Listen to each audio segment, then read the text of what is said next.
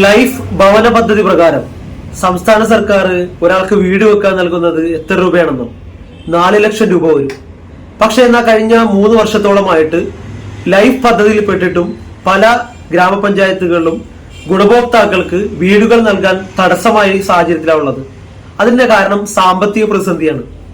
എന്നാൽ കഴിഞ്ഞ ദിവസം നിയമസഭയിൽ അവതരിപ്പിക്കപ്പെട്ട ഒരു കണക്ക്, ആ കണക്ക് സാധാരണക്കാരനെ ഞെട്ടിപ്പിക്കുന്നതാണ്.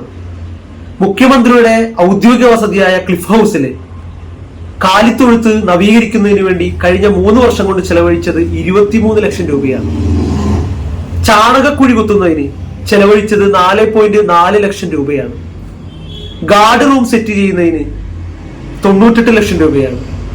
പെയിന്റിംഗ് നടത്തുന്നതിന് 12 ലക്ഷം രൂപയും ലിഫ്റ്റ് ശരിയാക്കുന്നതിന് 17 ലക്ഷം രൂപയും, അങ്ങനെ ആകെ 1,80 ലക്ഷം രൂപയാണ് പൊതുമരാമത്ത് വകുപ്പ് മുഖ്യമന്ത്രിയുടെ ക്ലിഫ് ഹൗസിൽ കഴിഞ്ഞ 3 വർഷം കൊണ്ട് ചെലവഴിച്ചത്. ഈ കണക്ക് കഴിഞ്ഞ ദിവസം നിയമസഭയിൽ ചർച്ചയ്ക്ക് വെച്ചതാണ്. മാത്രമല്ല, ഏറ്റവും വലിയ കരാർ ഉൾപ്പെടുന്ന കരാറുകൾ എടുത്തിട്ടുള്ളത് ഊരാലുങ്കൽ ലേബർ സൊസൈറ്റിയാണ്. ഊരാലുങ്കൽ ലേബർ സൊസൈറ്റി ആരുടേതാണെന്ന് ഞാൻ പറയാതെ തന്നെ നിങ്ങൾക്ക് അറിയാൻ കഴിയും. സാധാരണക്കാരായ ആളുകൾക്ക് 4 ലക്ഷം രൂപ മാത്രം അനുവദിക്കുകയും എന്നാൽ ആ പണം ലഭ്യമാവാത്ത സാഹചര്യത്തിൽ നിൽക്കുമ്പോൾ പോലും മുഖ്യമന്ത്രിയുടെ വസതിയിൽ കഴിഞ്ഞ 3 വർഷത്തിലൂടെ തകൃതിയായി പൊതുമരാമത്ത് പണികൾ നടക്കുന്നുണ്ട് എന്നുള്ളത് ശുഭകരമാണോ?